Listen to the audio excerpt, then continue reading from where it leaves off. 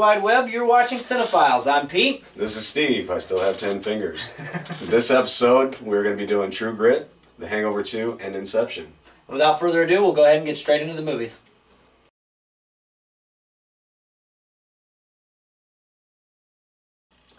First off is Inception.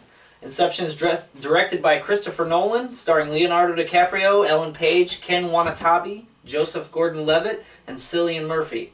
The synopsis is, DiCaprio plays Dom Cobb, a specialized corporate spy and thief. His work consists of secretly extracting valuable commercial information from the unconscious minds of his targets while they are asleep and dreaming.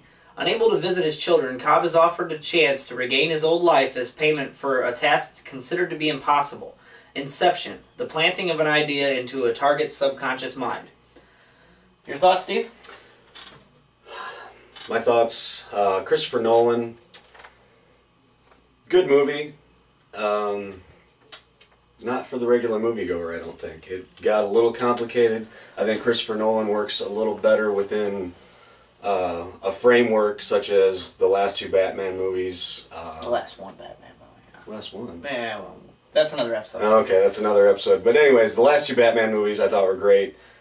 He directed, wrote both of them. Obviously, he had to work within certain parameters to do those two movies. Older movies by Christopher Nolan, like Memento. The Prestige. Ugh. Just, I mean, he gets a little out there for me. This movie was great. This is one of them that I referred to last time as worth the money to go to the theater to see, which this is our fan suggestion, so you can't really go see it in the movie theater anymore. But it was excellent in the theaters as far as the special effects. The storyline gets a little Matrix-y at a certain point, and kind of, I mean, it's a little deep. I mean, I enjoy movies that make you think a little bit, you know, but this one was a little out there. I'm with you on that one. It is very intellectual. You have to be paying attention. You can't walk out of the room to take a piss or nothing, because you miss one thing, and you don't know whose dream you're in. You don't know if they're in a dream. You don't know if they're in reality. You don't know what's going on. I like Christopher Nolan too, but I don't think he's like the greatest director, you know, to ever live. I have a family member that just would cherish his jockstrap. I mean, but there's better directors than Christopher Nolan. I really liked the movie. I really hate to say I liked any Leonardo DiCaprio movie, because even though he's that douche from Titanic. Well, I think the casting could be... For this movie, the casting could have been anything. Well, Christopher Nolan uses the same set of actors in every movie. Yeah, Cillian Murphy, Ken Watanabe, Joseph Gordon-Levitt. This one didn't have Batman in it this time, but so did The Prestige. Cillian Murphy, you can't go wrong. I'm a big Cillian Murphy fan. He's alright. 28 days later, 28 weeks later. That was awesome. Good. One big debate about this movie is the ending. A lot of people debate about the ending. Even if I give it away, I'm still not giving it away. If you haven't seen this by now, you skip forward a minute. But you know, I'm still not, because there's a lot more I'm not telling you. But the debate is whether he's dreaming or he's not dreaming at the end. My take is that he's not dreaming; it's reality. They all carry what's called, what is that thing called? Talisman. A talisman. That's something that they're only familiar with to let them know if they're in a dream or if they're in reality. That they're only familiar with the predictability of what... Right. And they went into great detail as far as that. So the one character has a loaded dice. Leo DiCaprio's character has a top that, in a dream, it keeps spinning. Well, at the end of the movie, he spins the top, and it cuts to something else, cuts back to the top. The top starts to wobble, and then it fades to black. So Christopher Nolan purposely did this. The movie is meant to be ambiguous. You're supposed to make your own decision on whether or not he's dreaming, he's awake, what's going on. I personally think it was reality. To me, it says that it's reality. If you notice, in the early dream sequences at the beginning, and in some of the other dream sequences, he's wearing a wedding ring from his wife. When it cuts back to reality, he is not wearing that wedding ring. Or any of the reality scenes, he's not wearing it. Then at the end, when he goes back to the airport, he's still not wearing the wedding ring. But he's only wearing it in the dream sequences because his wife's still there. So to me, that says that that's reality, but he walks away from that top because he's so happy to be with his kids that he doesn't really want to know if he's dreaming or if he's awake. You know, I mean, he hasn't seen his kid in years, and he walks away and just leaves the top. He's done with that, so to speak. I think any great art, whether it be music, movies, whatnot, leaves you with a sense of interpretation. Yes. Make your own meaning out of it. Enough said. You're meant to interpret it your own way. There's no actual right answer as to what was going on. Also, with me, the special effects were awesome. When Paris folds over on top of itself, that was great. The Penrose steps that they showed, the little maze where they're just continuously walking up a square of steps. Also, what was the other one? When the room in the hotel is spinning. And just the contrast that they made between the different dream worlds when they finally went to a dream within a dream within a dream. Yeah, that's where, all that stuff was very, very cool. Like I said, worth the money to go see it in the theaters, but, I mean, you got to kind of weigh it. Is it worth the headache to follow the If you're not big on intellectual movies, I mean, if you're not big on paying attention, it's not really for you.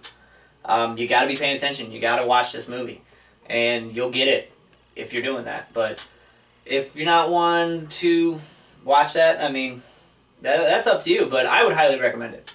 I like it. It's worth seeing. But, you know, then again... Thumbs up from us. 2 thumbs up. All right.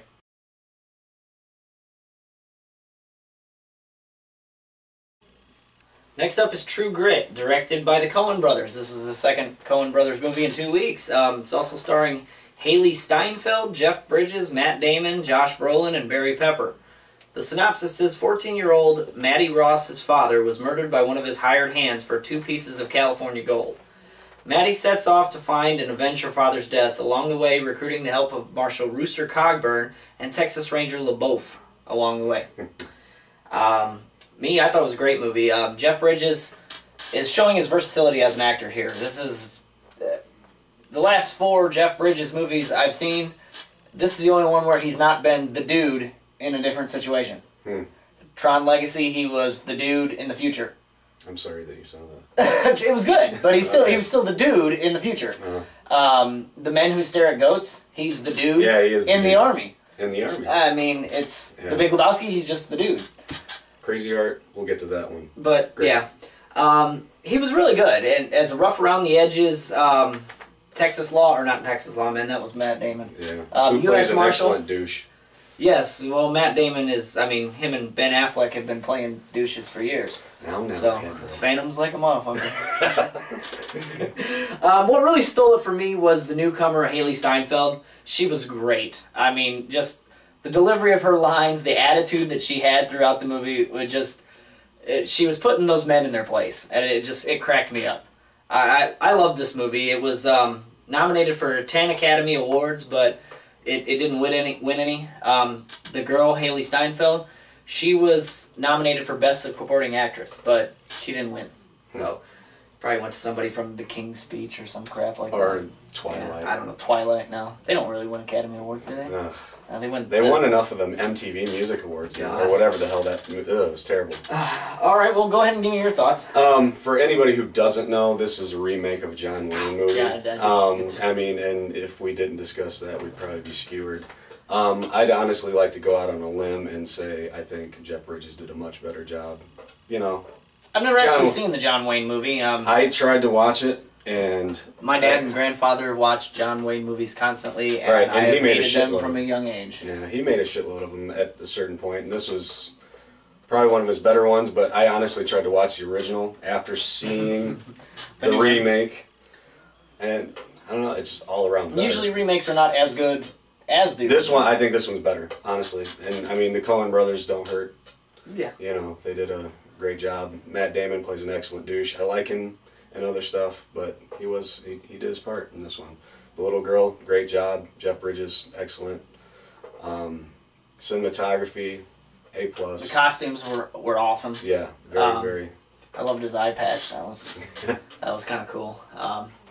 And just the fact that when he was drunk like the whole time, he fell off the horse. Yeah, and that was a big part of the original ones. Yeah, so I mean they did a pretty good. I mean they didn't do shot for shot. Obviously, that would suck. But not a complete remake, but a good interpretation. Great interpretation. It's also both movies were based off of a book. I've never read the book. All right. I read that they were both adapted from a novel. So you know, whichever one is more true to the novel, I would imagine. But yeah. I'd have to read the novel too. I don't think after watching both movies, I'm going to read the book. That's just me. All right.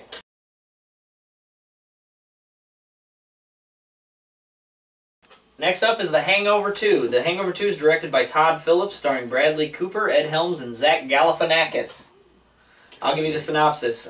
2 years after their escapade in Vegas, the Wolfpack travels to Thailand for Stu's wedding, and it's not the whore from Vegas. It's a different. I was disappointed in that. Yeah, I was kind of too, but yeah.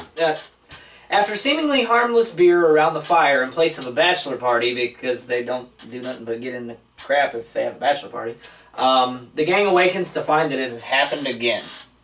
Snap. You go ahead. I want to do mine last. Let me hear what you say, because we haven't discussed this yet. So. We should probably make a point of that. We don't discuss anything before we get on camera. We don't. Just so we can... This is our discussion right here. Exactly. But it makes it a little more interesting.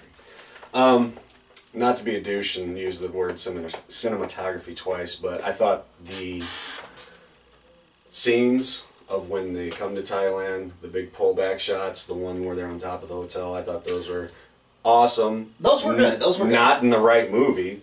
I mean, it almost seemed like a waste. It's a comedy. What the hell are you going for there? Having said that, the movie was a pale comparison to the first. It was the first. Well, yeah, okay. I'll go into that. Correction. Go ahead. It was the first remade with trying to be good jokes. It just, I don't know, as a standalone, if that was the first one, it might have been funny. But if that was the first one, it sure wouldn't have warranted a second one. That is true. The reason that the first one made so much and was so good was because it was original. Nobody had seen something like that before. This movie, it's just like they took the script from the first Hangover, changed the location, changed 1 or 2 or 3 of the characters. Instead of a baby, they have a chain-smoking monkey. Instead of the monkey was cool, but yeah. He took the place of the baby. I wish monkeys could Skype. Exactly. Instead of Mike Tyson, they got Chow from the first, the Chinese guy with the mega bush. There you go. Instead of losing Doug, they lose Stu's future and brother-in-law Teddy. So I mean, it's basically a remake of the first movie. It was funny. It was. I don't take that away from it. And instead of the hooker, they I'll go see. Yeah, I'll tell you. I'm not telling you. Since this one is new to theaters, we don't want to do too much spoiler. It's not a hooker, but yeah. If you saw the first one, it is very predictable. There's not going to be any surprises. I mean, oh no, we lost our friend. The first place they look's on the top of the building. Oh, that's a surprise. And then, oh boy from The Office has the epiphany at the end. Yeah, it's exactly the same. I was very disappointed. And even at the end, they, instead of a digital camera, they all gather around their iPhone and look at the pictures of what happened the night before over the opening credits. I mean, it's almost exactly the same. I'm not going to go see Hangover 3. I'm not paying to see it. No. That one will be on the new to DVD. Yeah, because it's not going to be on new to theaters. They ain't getting $8 on that. No, I'm not saying it wasn't funny. It was. If you want a good movie, watch the first one. If you just want the same old dick jokes, watch that one. It's the same movie. Yeah. You're not missing anything. If you want a funny movie, watch Hot Tub Time Machine. Hot Tub Time Machine was good. Awesome movie. Yeah. Funnier than... That's a later episode. We got to put that on the list. Vote for it. Vote for it. We need your votes. Yeah. All right, now it's time for the Stump the Cinephiles question. This week's question comes from a viewer. Kind of easy. But let me go ahead and read the question. In Scarface, what does the globe in Tony Montana's house say? I'll let you take this one. You know, if you're any type of movie fan, you know this, and we were hoping for something a little harder than this. You gotta stump us. Yeah, That's the name of the game. Stump the but Cinephiles. we realize it's early in the game, and we don't have very many viewers. But the world is yours.